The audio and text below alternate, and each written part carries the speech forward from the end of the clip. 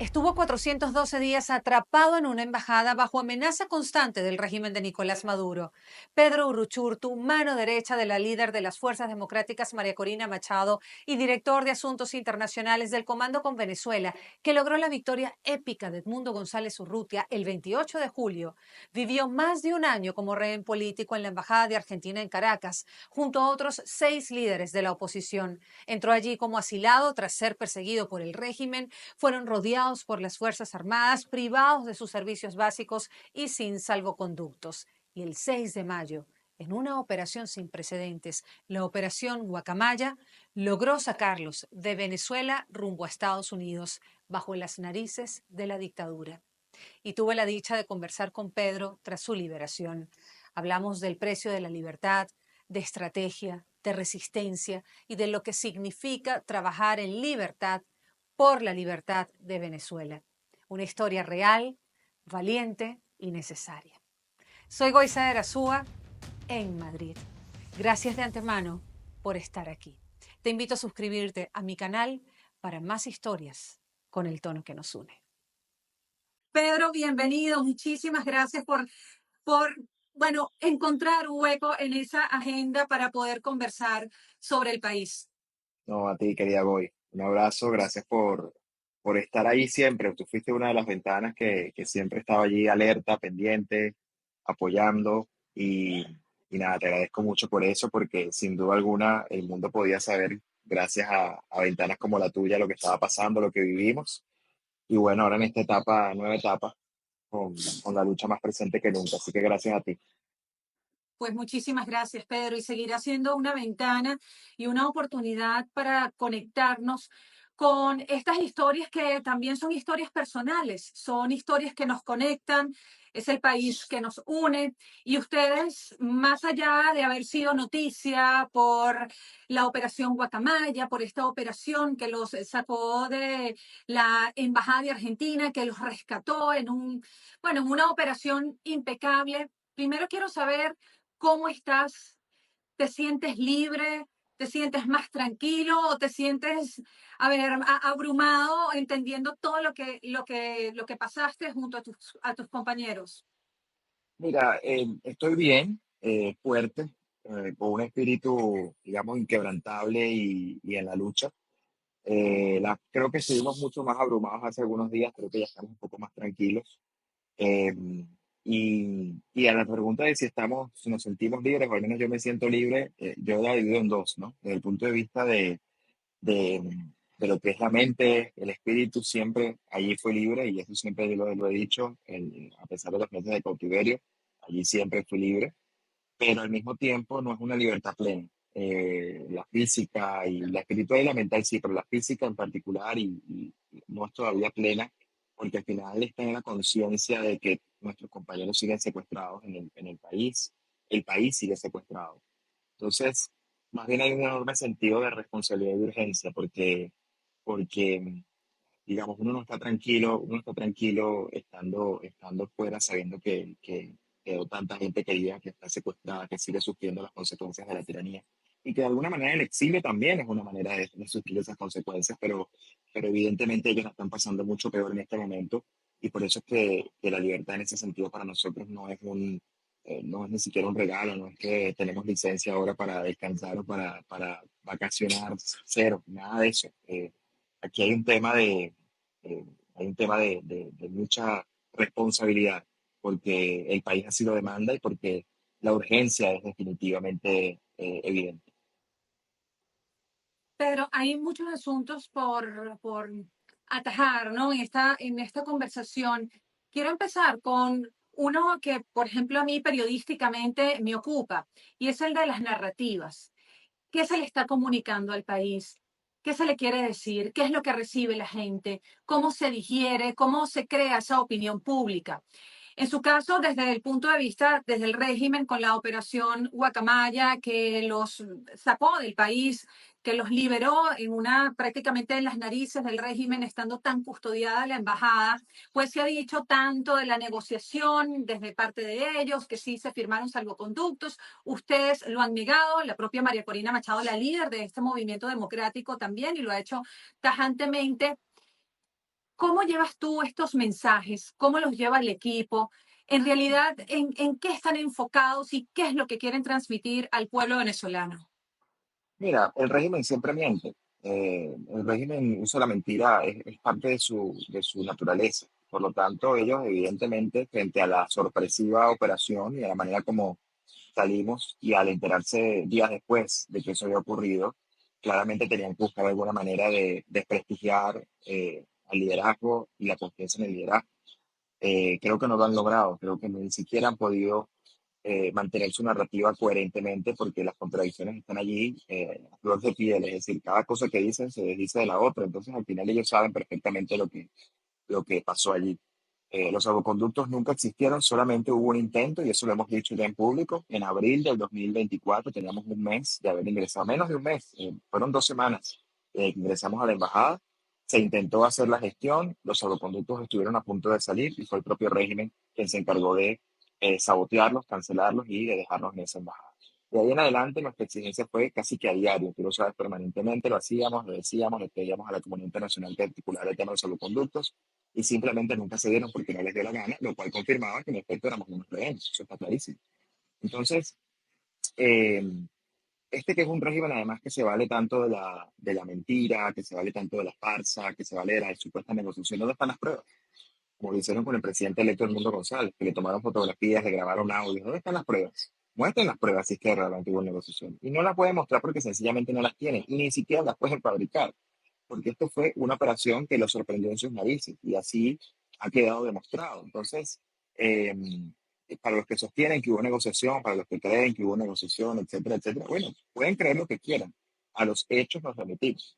Y el régimen, que es un régimen que se basa en la propaganda, en la manipulación, si hubiera habido una negociación de la cual, por supuesto, incluso bajo la lógica que ellos dicen de que habían dejado la puerta abierta supuestamente, incluso bajo ese supuesto, hubiera seguramente mil fotografías y videos de nosotros si ese hubiera sido el caso. Y no existe porque sencillamente no ocurrió como ellos lo dicen, sino como ha sido incluso ya dicho por los Estados Unidos a través de un escape y una operación de rescate.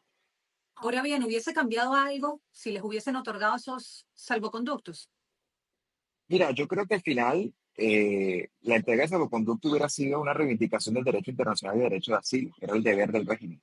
Eh, Creo que lo hubiera cambiado, más allá de que probablemente la forma, ¿no? Hubiera sido una cosa firmada, como lo hicieron con el presidente Edmundo González. Y nosotros, también te puedo decir, puede ser, y esto creo que no lo he dicho en ninguna otra entrevista, nosotros siempre fuimos muy nítidos y muy claros en lo único que podíamos aceptar en el caso de que sean los salvoconductos, que era nuestra salida segura del país.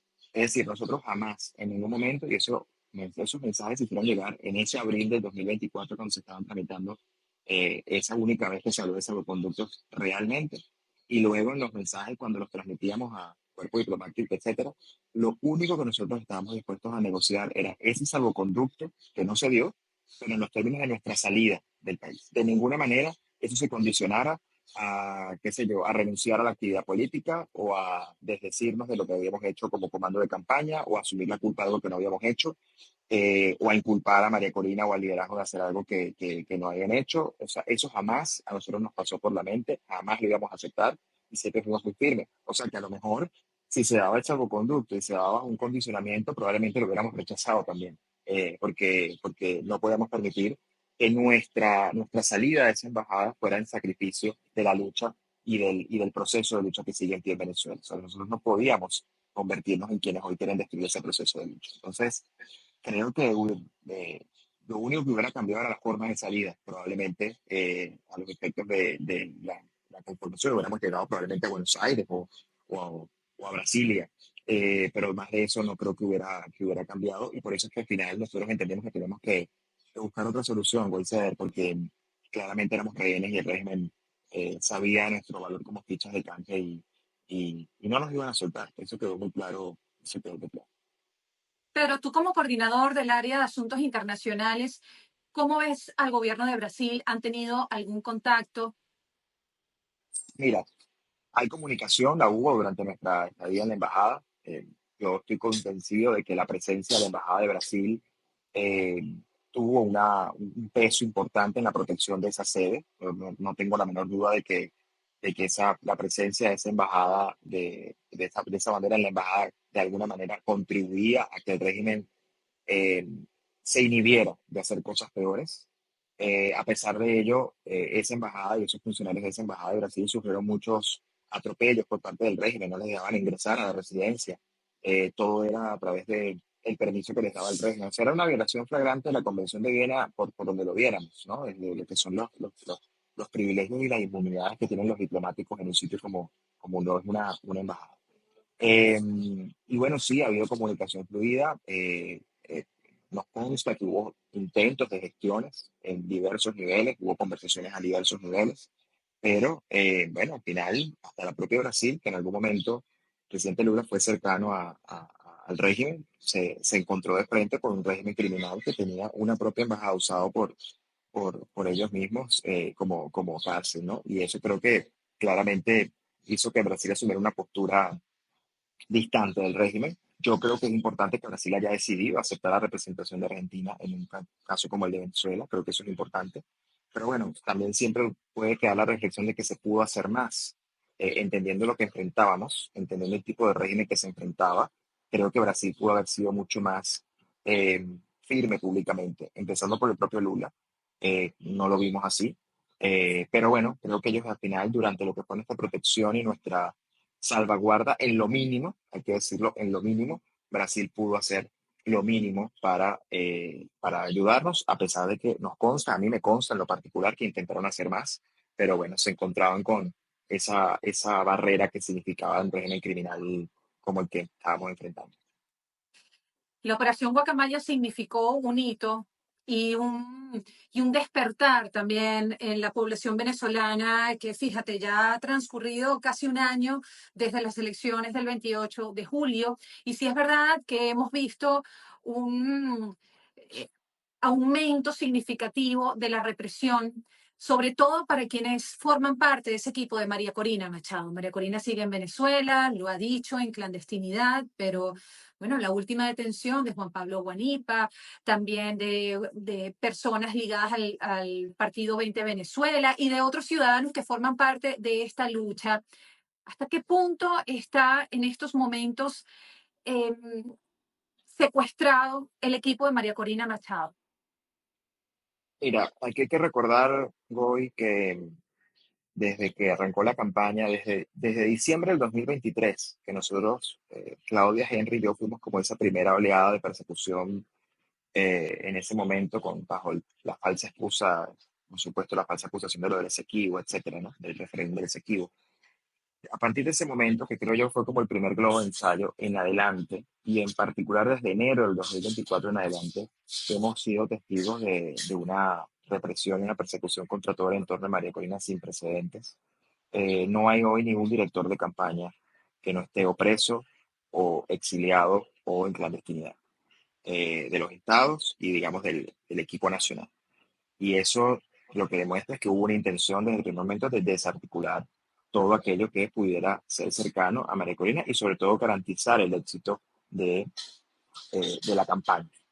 Y creo que parte de lo que a ellos les afecta y lo que más les ha dolido es que justamente nosotros desde la embajada pudimos conducir la campaña en nuestras áreas de trabajo con éxito. Y no solamente gestionamos esa campaña, sino que la ganamos. En esa embajada se hicieron muchas cosas en torno a esa campaña, desde la dinámica de artes de la campaña, recorridos, organización del tema electoral, lo internacional, lo comunicacional, es decir, mucho se hizo allí, mucho se hizo allí. Eh, y bueno, la respuesta del régimen ha sido, como tú bien lo dices, el nivel de represión que estamos viendo. Y obviamente hay mucha gente en riesgo, sigue habiendo mucha gente en riesgo, mucho dolor. Obviamente la detención de Juan Pablo creo que marca un precedente peligrosísimo, porque bueno, un líder nítido, un líder además que eh, una visión y una lealtad a la causa impresionante. O sea, creo que ha sido una persona que siempre ha demostrado con muchísima claridad sus posiciones. Y bueno, evidentemente, digamos, ya lo tenía muy cerca, lo tenía, digamos, era parte de esa articulación, ¿no? De trabajo permanente. Y, y bueno, su detención es una baja importante. Pero también su ejemplo, ¿no? Ese tema de que vamos a seguir luchando, de que vamos a continuar, de que no se rindan. Yo creo que María Corina al final, muchos pueden creer que está sola, obviamente está aislada, está en la clandestinidad. Muchos también nos preocupamos por su seguridad, pero yo creo que su espíritu es tan inquebrantable y su convicción está tan firme que ella está consciente de los riesgos, pero a pesar de esos riesgos, ella ha decidido permanecer en Venezuela, eh, en clandestinidad y luchando y girando instrucciones y comandando. Parece una líder, pues no es solamente una líder política, casi que es una líder militar, es una líder que está dando instrucciones, que está hablando con su gente, que habla al país, el país confía en ella y ahora siendo nosotros ya unas figuras que no estamos en manos del régimen, como el régimen quería permanentemente tenernos, eh, creo que ahora estando afuera, pues podemos también complementar su trabajo y hacernos sentir también muy cerca de ella a partir del trabajo, como lo hicimos en esa embajada durante meses. Pedro, es inevitable no pensar en que María Corina Machado pudiese ser también secuestrada, así como le pasó a Juan Pablo Guanipa. ¿Qué puede suceder en ese escenario? Mira, voy, hay una estrategia nítida, clara, que no se va a detener. Pase lo que pase, no se va a detener. Hay una estrategia, hay una visión, hay un proyecto y hay un liderazgo. Y es un liderazgo que, si bien es cierto, sí, está encarnado hoy en buena medida en ella, es un liderazgo que trasciende a su figura como persona. Y, y evidentemente hay una estrategia. eh, y te pongo un ejemplo, la propia campaña. En la propia campaña, las cabezas de la campaña fueron una a una desmanteladas, pero el trabajo se siguió haciendo y el trabajo se hizo, a pesar de que las cabezas estaban en manos del régimen. Lo que quiero decirte con esto es que nosotros estamos conscientes de los riesgos, pero no por estar conscientes de los riesgos, eh, no, digamos, no por tener esa conciencia plena de los riesgos, vamos a rendirnos, todo lo contrario, hay que seguir porque eh, la valentía no es ausencia de miedo, es avanzar a pesar de él. Y es transformarlo en acciones, y es transformarlo en éxito. Y para eso hay una estrategia. Y hay mucha gente trabajando, y hay mucha gente involucrada que sigue haciendo su trabajo, obviamente bajo el liderazgo y conducción de esa líder, pero como te digo, es una estrategia eh, que trasciende a cualquier persona. Y es un propósito muy claro, que no es otro que la libertad de Venezuela, además, pronto, pronto. Bueno, es muy interesante entender también el momento en el que vivimos y que no se puede achacar al movimiento de María Corina Machado que pueda meterse en ese cúmulo que llaman la oposición de siempre, porque no es así. Fue, de hecho, a finales de 2023, cuando se realizó esa primaria, que María Corina ya surge como la líder del movimiento democrático de Venezuela. Y eso está siendo reconocido no solo en Venezuela, sino también en el resto del mundo. Te vi hace unos días en el Foro de la Libertad de Oslo, en Noruega. Bueno, además de ser presentado también por el director de la Fundación de la Libertad de Derechos Humanos. Y me pareció muy interesante que, bueno, estoy aquí viendo un poco todo lo que significó tu, tu presentación, tu argumento con relación a todo lo que se gestó en la embajada, lo que significó ese hito del 28 de julio, como también el director de la Fundación de Derechos Humanos y de la Libertad dice que la comunidad internacional trabajó para meter esas comunicaciones de Starlink, de posicionarlas en puntos estratégicos del país para que se pudiera traspasar esa información. O sea, toda la logística es increíble. Y hoy viendo lo que ha sucedido también en Ucrania con la operación Telaraña, que el propio Volodymyr Zelensky dijo que tardaron 1 año, 6 meses y 9 días para orquestar una operación en Rusia, pues es inevitable no pensar que lo que sucedió el 28 de julio y lo que sucedió también en la operación Guacamaya es parte de una estrategia y de un equipo que ha pensado muchísimo y con rigurosidad lo que significan estos momentos y en este caso el tema Venezuela. Totalmente, Goy. Mira, yo creo que al final la clave aquí ha sido disciplina, mucha disciplina, organización, muchísima trabajo de organización, evidentemente trabajo estratégico. Aquí las cosas se piensan. María Corina lo ha dicho, cuando yo no estoy diciendo nada, no es que no estoy trabajando, todo lo contrario, también se trabaja en silencio, ¿no? Y eso es muy importante. Eh, hay mucha organización, mucha disciplina. mucha articulación con mucha gente, que no necesariamente eso no se ve públicamente, porque no todo se puede decir públicamente además, pero existe, hay articulación, hay organización, hay disciplina, y eso es clave para un proceso como el que estamos viviendo, donde es un régimen que no solamente es un régimen criminal, sino que su dinámica, digamos, como se desenvuelve es desde lo híbrido, ¿no? Es desde, desde dinámicas no convencionales. Por eso es que eh, lo,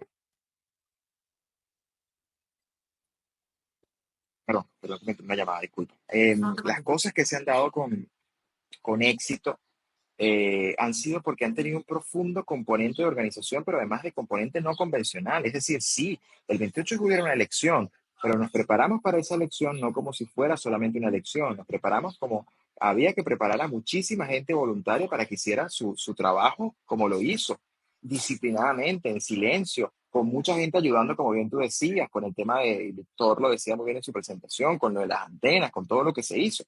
La propia Operación Guacamaya. Es decir, la propia Operación Guacamaya tuvo un componente clave digamos, de factor sorpresa en ese sentido. No se lo esperaban y eso es parte de lo que ha sido el diseño de todo esto. Y es parte de entender que al final la política convencional no es suficiente para poder enfrentar y derrotar a regímenes como estos que utilizan, bueno, todos los mecanismos que han usado, que son evidentes y que claramente son no convencionales.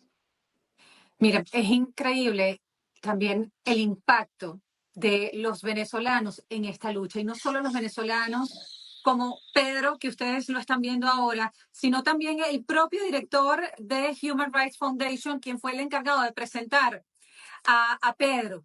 Yo leo el nombre y sí, veo Thor Halvorsen, y yo digo, bueno, tiene una buena pronunciación en español, decía unas palabras claves, y me pongo a googlearlo y resulta que es Thor Leonardo Halvorsen Mendoza.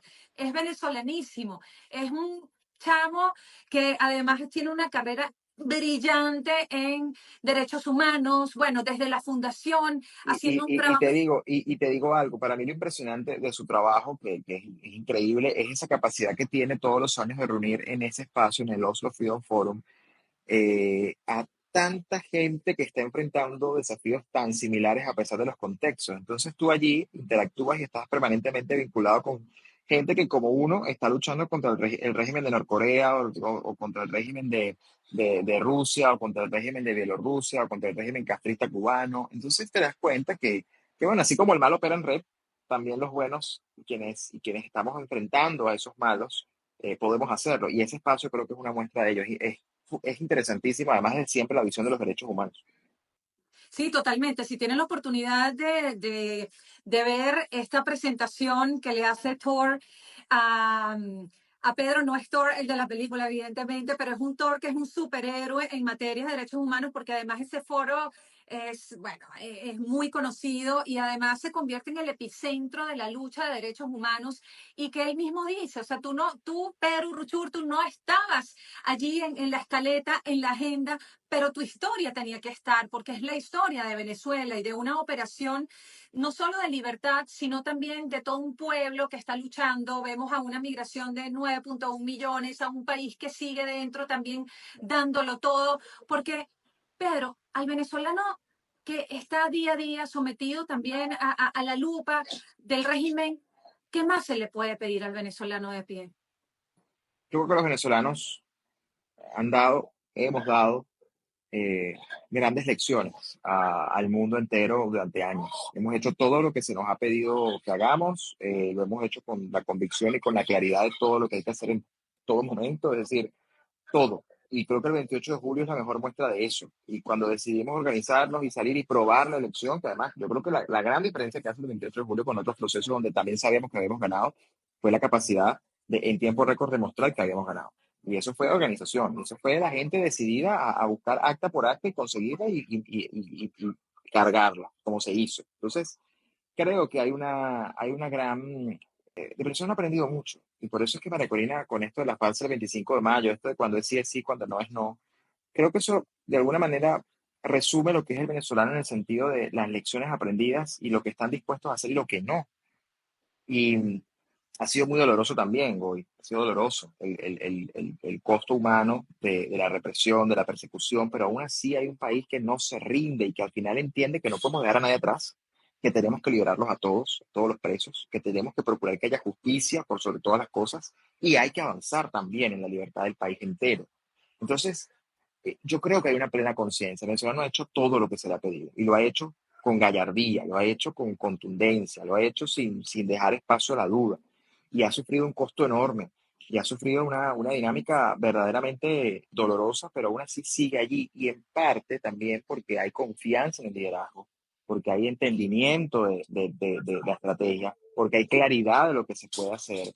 Y creo que lo más importante, el venezolano todavía entiende que hay una oportunidad, que hay que aprovecharla. Y yo creo que es ahí donde nosotros entramos en esta lógica de la urgencia. Y por eso yo insisto en que parte de la tarea nuestra es alinear los tiempos de la política y los tiempos de la urgencia, que no necesariamente son iguales, ¿no? A veces los tiempos de la diplomacia y los tiempos de la política van a un ritmo que no tiene nada que ver con la urgencia de la gente, con la urgencia de un país como Venezuela.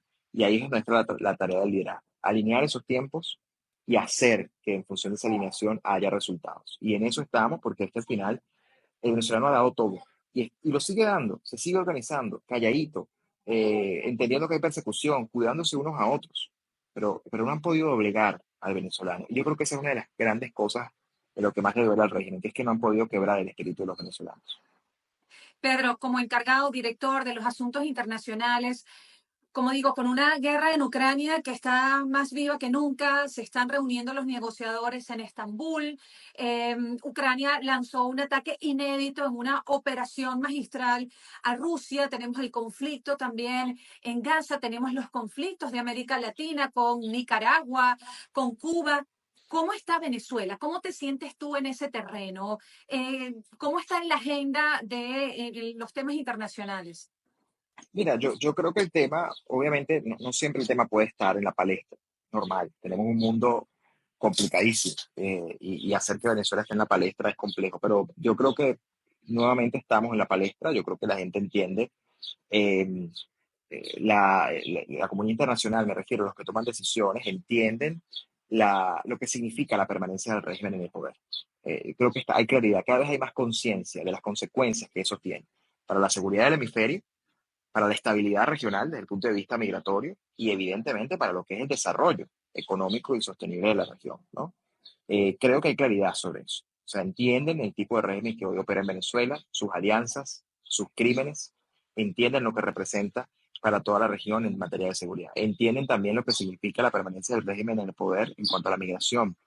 Entienden que lo único que hoy puede frenar esa migración creciente es un cambio político y profundo en el país, que haga que el venezolano entienda y decida quedarse en su país porque es mejor quedarse en su país recuperado y en democracia a tener que huir, porque hay un régimen que lo está asediando con hambre, con miseria. Entonces, creo que hay mucha claridad hoy. Obviamente no siempre estamos en la palestra, pero creo que en la medida que el régimen se retrata con sus aliados geopolíticos, el mundo cada vez asume con más razón de que Venezuela también es un actor al que hay que prestarle atención porque significa una amenaza en muchos sentidos, ¿no? Y yo creo que ahí también está parte de nuestro trabajo, hacer permanentemente eso visible, aunado, por supuesto, al tema de la represión de los derechos humanos, que no tiene precedentes, que ha sido dolorosísimo, pero que además cada vez hace que el régimen esté expuesto y expuesto y expuesto a lo que hace, en términos de la represión, sus métodos de tortura, sus métodos de persecución, que bueno, ya nadie duda hoy que son de la etapa más oscura, o quizás la más oscura que ha habido la región en muchas décadas. ¿Tienes miedo, Pedro? Indistintamente que ahora estés a unos cuantos kilómetros de distancia del país. Yo creo que el miedo siempre está, Goy. El miedo, quien te diga que no siente miedo no está vivo. Y yo creo que hay una frase que me gusta mucho que es que el miedo no evita la muerte, el miedo evita la vida. Y yo creo que el miedo siempre está, el miedo siempre va a existir, siempre te va a acompañar. Es una manera natural de saber que estar alertas.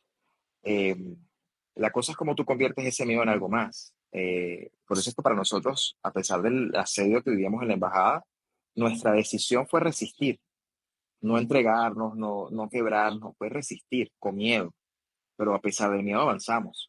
Entonces yo te lo decía hace un rato, para mí el miedo no es ausencia la valentía no es ausencia de miedo, es más bien es avanzar a pesar del miedo y es hacer lo que hay que hacer a pesar del miedo. Eh, y yo creo que al final el miedo es parte natural de la vida, es parte de lo que uno permanentemente lo acompaña, como otros sentimientos. Pero yo estoy convencido de que hay que hacer lo correcto y cuando uno está convencido de hacer lo correcto no hay miedo que valga. Eh, y hay que avanzar porque al final el privilegio de nosotros poder haber logrado lo que logramos y estar donde estamos hoy es algo que, como lo he dicho, no es simplemente una recompensa, es una oportunidad, un sacrificio y al mismo tiempo una responsabilidad para con aquellos que hoy no tienen la posibilidad de eso que hoy nosotros logramos. Y por eso por ellos tenemos que hablar, por ellos tenemos que actuar, por un país secuestrado tenemos que liberar. Y ahí está nuestro objetivo hoy, ahí está nuestro propósito. Hay una frase que golpea y que también se repite en las redes sociales, que me gustaría preguntarte qué sientes cuando escuchas que alguien dice, dejen de vender humo.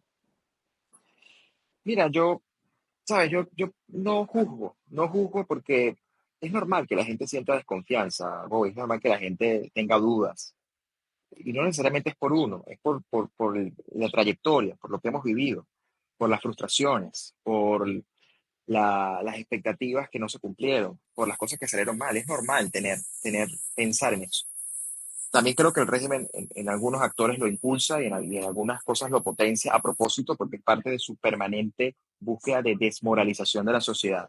Pero también sé que hay gente que genuinamente no lo cree, o sea, que no cree en esto, que cree que esto es mentira, que es un pote de humo. Pero mira, yo he aprendido a no juzgar a la gente porque al final estas situaciones a uno lo confrontan mucho con el propio sentimiento de la humanidad y con la empatía, ¿no? Y muchas veces uno juzga a la primera sin pensar cómo está el otro, sin entender la tormenta que otro puede estar atravesando. Mucha gente no entendió la tormenta que estábamos atravesando. Te digo, para nosotros era muy complicado hoy porque estábamos presos en una embajada, pero para mucha gente estar en una embajada significaba lujo, significaba comodidad, significaba tranquilidad. Y eso en principio, cuando uno busca protección en una embajada, uno busca las mínimas condiciones para estar bien, pero es que en nuestro caso eso no existía.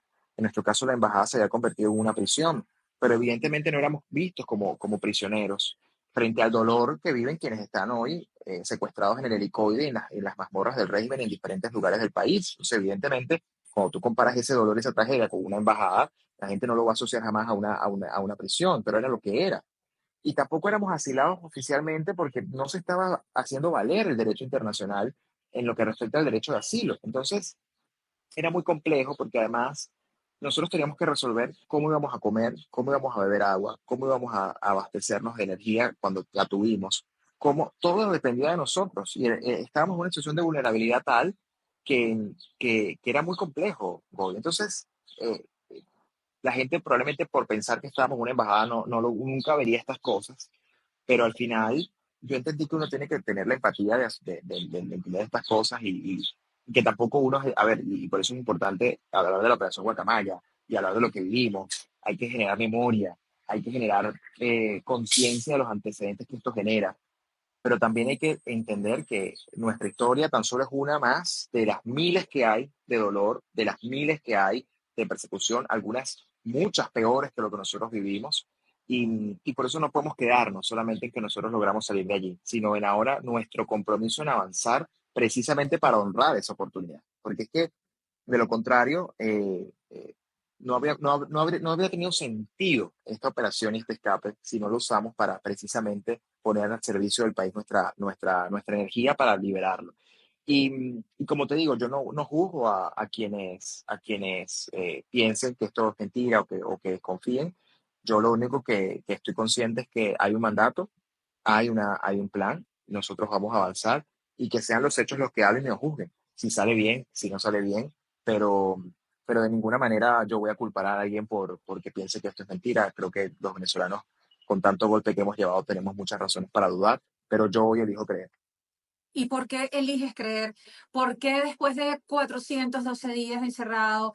¿Por qué después de estar perseguido, acusado por traición a la patria, por N cantidad de delitos y también con ese miedo que es válido evidentemente y que todos de una forma u otra lo tenemos?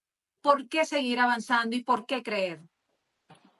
Mira, porque la propia Operación Guacamaya demostró que el régimen es derrotable, porque resistimos hoy y logramos superar este tránsito tan doloroso. Pudimos hacerlo, porque hay convicciones, hay valores, hay visión, hay estrategia, hay sobre todo convicción. O sea, yo creo que estamos tan convencidos de que lo podemos lograr y de lo que hemos logrado además, que es inquebrantable ese espíritu. Y creo porque, mira, tenemos un liderazgo como María Corina Machado, que para nosotros fue un pilar fundamental en nuestros meses de cautiverio. Era nuestro cable a tierra, nuestra energía, a través de cada palabra, de cada aliento, de trabajar con ella, de su ejemplo, de todo, todo. Para nosotros era una inspiración permanente. El propio Edmundo González Urrutia, que con todo y el costo humano que ha pagado por tomar la decisión de ser el candidato de la oposición y el presidente electo de Venezuela sigue en pie y hemos trabajado y hemos hecho grandes cosas juntos como equipo. Eh, Cada uno de mis compañeros que está secuestrado. Es decir, cómo yo me rindo y cómo decido dudar cuando tengo a tantos de mis compañeros, incluso estando hoy donde están en las mazmorras, cuando han podido, cuando se les ha permitido, el mensaje que envían es de que siguen firmes luchando y que eso no los quiebra. Entonces, ¿cómo me voy a quebrar yo? ¿Cómo me voy a quebrar yo cuando Merecolina está haciendo el sacrificio que está haciendo meses en clandestinidad, alejada de su familia, alejada de todo el mundo, del mundo exterior?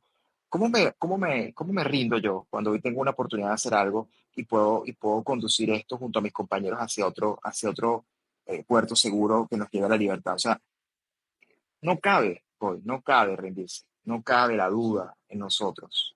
Si hubiera duda, no estaríamos haciendo lo que estamos haciendo.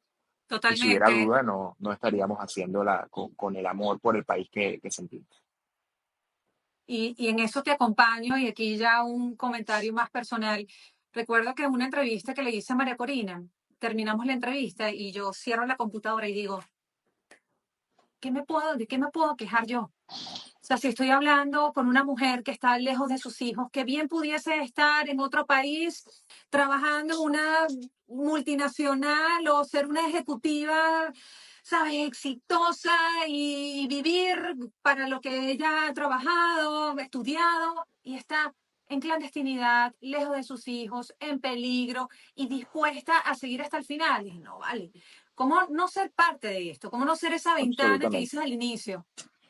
absolutamente, absolutamente. Y ella, y te digo, tantos, tantos, o sea, yo te digo, a mí me da mucha energía y me compromete muchísimo ver a los familiares de los secuestrados, de los presos políticos, con cómo a pesar del dolor están allí, ¿no? Y con una firmeza y una claridad, y para mí eso es tan importante, porque es que ese es un ejemplo para todos, incluso para nosotros, porque ratifica el compromiso, es decir, si el que está peor está en ánimo y en condición de hacer lo que está haciendo y no se rinde, si yo hoy puedo hacer algo más, ¿por qué no lo voy a hacer? ¿No? Y eso no quiere decir que no se puedan cometer errores, que uno no se equivoca en la vida, todo lo contrario. La vida también es ensayo de errores, parte de eso, pero yo creo que hemos aprendido mucho hoy. Hemos aprendido mucho, hemos entendido mucho, y yo creo que hay un país claramente unido en torno a su anhelo de cambio, y eso yo creo que es indetenible, es indetenible. Además, Pedro, lo que ustedes han hecho, Magali Mena, Claudia Macero, bueno, lamentablemente Fernando Martínez Motola no está ya con ustedes. Eh, bueno, de todos, o sea, todo el equipo que estuvo allí, todo lo que han logrado bajo ese asedio, ahora en libertad, trabajando desde con comunicaciones, internet rápida, con esa creatividad, con esa oportunidad de seguir dando, pues esto es un salto magistral. Sí, bueno, yo lo decía, si yo me hubiera imaginado hace algunas semanas atrás que hoy iba a estar haciendo lo que estoy haciendo, probablemente no lo hubiera imaginado en estos términos. Obviamente hay un alivio eh, por eso, por lo que dices tú. Yo creo que algo que nos estaba afectando a nosotros en la embajada durante los últimos meses, los últimos 3 meses, que eran los 5 meses de asedio, los últimos, que fueron los más complicados por el tema de la luz, el tema de y la parte ya donde estamos en modo supervivencia, era ya ahí depender del panel solar, del ventilador para cargar. O sea, ya esa parte que era tan compleja, a mí me pasaba y a mis compañeros de alguna manera también que estábamos muy frustrados, porque, porque sentíamos que queríamos hacer mucho más, teníamos las ganas, pero no podíamos, humanamente no podíamos, no estaban las condiciones, no era seguro ni siquiera. Em, y ahora estar acá nuevamente, poco a poco reintegrándonos a esa dinámica, en simultáneo al proceso personal de cada uno de sanar, de estar mejor, de entender. Es muy gratificante estar otra vez ahora en el ruedo haciendo lo que uno quería hacer estando allá y que digamos, lo pudimos hacer durante meses, pero luego no se pudo más. Y ahora, por eso es que creo que también está esto que te decía el compromiso, porque es como perdimos tiempo valioso que no pudimos aprovechar. Entonces ahora hay que acelerar, hay que hacer, hay que entender, y ahí yo creo que hay que ser muy empáticos con lo que vive el país, el dolor que atraviesa el país. Mientras no dejan de llevarse gente, mientras no dejan de perseguir, mientras no dejan de humillar, la dignidad del país se impone, pero también la urgencia de que esa dignidad sea la que nos lleve a la libertad. Y por eso es que hay que avanzar con tanta fuerza, Goy. Y obviamente sí, estar ya lejos de ese asedio, de ese foco tan duro de asedio, nos ha dado la oportunidad de reconectar con nuestras áreas, con nuestro trabajo y con nuestras ganas de que esto termine muy pronto, como es nuestra misión y nuestro deseo, además. Pedro, eres politólogo, también profesor universitario. ¿Qué les dices a los jóvenes, a los chamos que también se han movido en las universidades, que mantienen esa capacidad y compromiso de lucha por el país a pesar de todas las dificultades? Mira, yo creo que si algo uno le enseña en toda esta etapa, yo mismo que empecé joven en este mundo del activismo, de la política, digamos, el de la politología me terminé prestado al activismo, ¿no? Como una cosa que yo no me imaginé mucho que iba a pasar, pero terminé y mira dónde estoy ahora, ¿no? Entonces, bueno, me ha servido para aplicar un poco lo aprendido en la carrera con la vida del activismo. Pero yo siempre se lo he dicho, se lo decía a mis estudiantes y se lo digo a los jóvenes con los que interactúo, eh, que involucrarse en la política, que no necesariamente es involucrarse en los partidos son una dimensión de la política, pero no es la única. Es probablemente la más sencilla o es probablemente la que tiene algunos mecanismos más directos de involucramiento, pero hay muchas maneras, el activismo social, el activismo, digamos, humanitario, en fin, hay muchas formas, pero la política es todo eso también. La política no es solamente un partido, ni solamente el gobernar. Em, pero yo a todos les digo siempre que involucrarse en política, en regímenes como estos que vivimos, que enfrentamos, son actos de legítima defensa. Meterse en la política es defendernos nosotros mismos de las garras de ese régimen y es tomando acción. Pero tomando acción, además, como se los digo, con utilidad, no para servirle y prestarse al juego del régimen. No es estar por estar, no es decir que hay que estar porque si no otro espacio ese espacio lo toma otro. No tiene nada que ver con eso. Por eso la política tiene que tener convicción y valores y ética, porque también hay que saber cuándo no estar. Pero incluso el no estar, el decidir no estar, es una decisión consciente, que de la propia política tiene que ver con eso, con resistir legítimamente y defendernos legítimamente frente a la opresión y frente a las bases, frente a la manipulación y frente a todo lo que hace el régimen. Entonces yo creo que si estamos en una oportunidad de hacerlo, yo aplaudo a todos los que lo hacen desde los movimientos estudiantiles, de los movimientos eh, e incluso los emprendedores que como pueden guapean para no caer en la dinámica, digamos, de esta política, esta economía rara que transita Venezuela, criminal. Todos los que están involucrados de alguna manera. Yo los aplaudo y los celebro, pero el consejo que siempre les doy es involucrarse es un acto de legítima defensa, pero también hacerlo bien, hacerlo con ética, hacerlo cuando hay que hacerlo y no prestarse para la falsa política que algunos quieren disfrazar de política de verdad.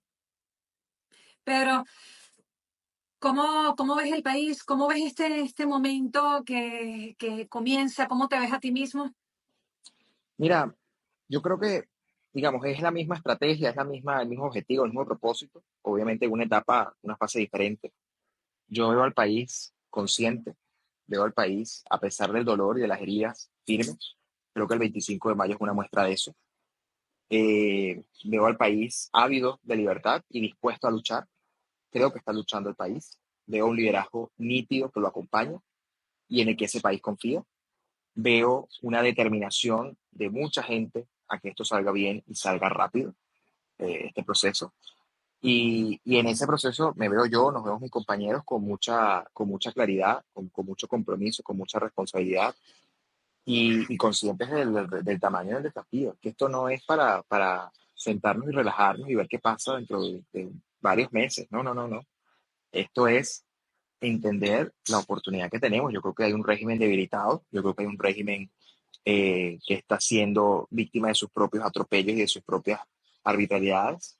Y nuestra tarea es que el mundo lo termine de asumir así y como un régimen criminal y avanzar en esa derrota de ese régimen, porque eso es lo único que nos va a traer libertad. Aquí no nos va a traer libertad ninguna otra farsa electoral, ni ninguna otra cosa que pinten de lo que pinten. Solo la libertad de Venezuela es lo que nos va a traer eh, ese país que soñamos. Y por eso a mí me gusta mucho cuando Magali dice que Venezuela no es normalizable, sino liberable. Solo si el país es liberable, vamos a poder avanzar en esa visión que nos une como venezolanos de un país próspero, democrático, libre, justo. Pero para eso tenemos que transitar probablemente esta etapa que es la más dura que nos ha tocado vivir, pero creo que tenemos todos los elementos para ganar, porque ya hemos ganado y seguimos ganando. Y este paso, Pedro, siempre apostando a la lucha pacífica, hay quienes desconfían de este camino, si no, sería mejor por la fuerza. Yo creo que, a ver, es un régimen criminal que actúa no convencionalmente. Por lo tanto, toda estrategia de presión hacia ese régimen y de mecanismos de salida de ese régimen pasa por también combinar mecanismos convencionales y no convencionales. Eh, yo creo que aquí no es un asunto de decir sí o no a cualquier cosa. Creo que hay una estrategia de presión, una estrategia de coordinación. Nosotros lo que hemos dicho es clarísimo. Hoy la prioridad es debilitar el aparato represivo del régimen. Y debilitar el aparato represivo del régimen pasa por cortar las fuentes de financiamiento que a ese régimen le permite reprimir y tener acceso a armamento y a funcionarios que reprimen. Entonces, si nosotros avanzamos en esa dirección y le vamos quitando al régimen esa capacidad represiva, evidentemente generamos condiciones para que sea más seguro que el país avance en una ruta de organización y de determinación hacia la libertad. Entonces, yo creo que estamos en un momento en el que hay que asumir que Venezuela está secuestrada, que es una situación de secuestro y que todo lo que hagamos va encaminado en función de debilitar a ese régimen, que son muy pocos que tienen secuestrados a millones, que usan esta diplomacia de rehenes, como le digo yo, esta política de rehenes para intentar enquistarse en el poder y eso no lo podemos permitir por nosotros, por quienes estuvieron, por quienes estamos y por quienes estarán. Pedro, muchísimas gracias por tu tiempo, por tus palabras, por tu convicción.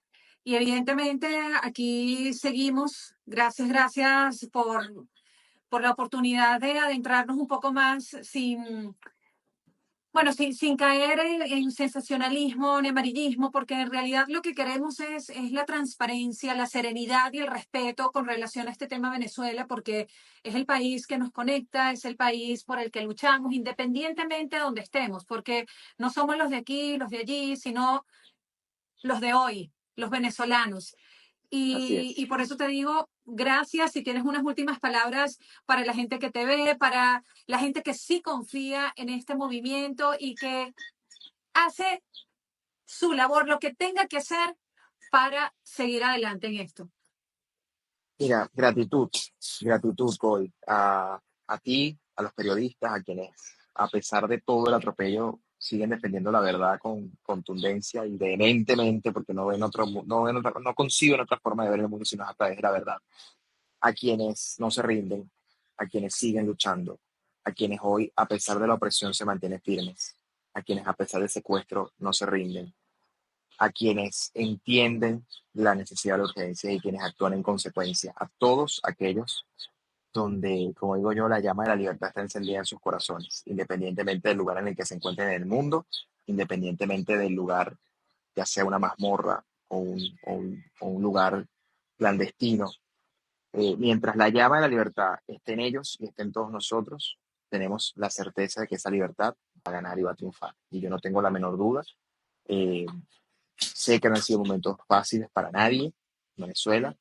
Hay mucha incertidumbre, hay mucho miedo, es normal, es lo que el régimen pretende hacer, pero yo creo que hoy la fuerza de los ciudadanos es mucho más potente que todo eso y por eso mi invitación es a que confíen, no ciegamente, pero que confíen en que hay un proceso, en que hay un liderazgo, en que hay una determinación, en que hay una energía, en que además esto no depende solamente de mí o de ti, depende de muchos, depende de todos involucrados en esto.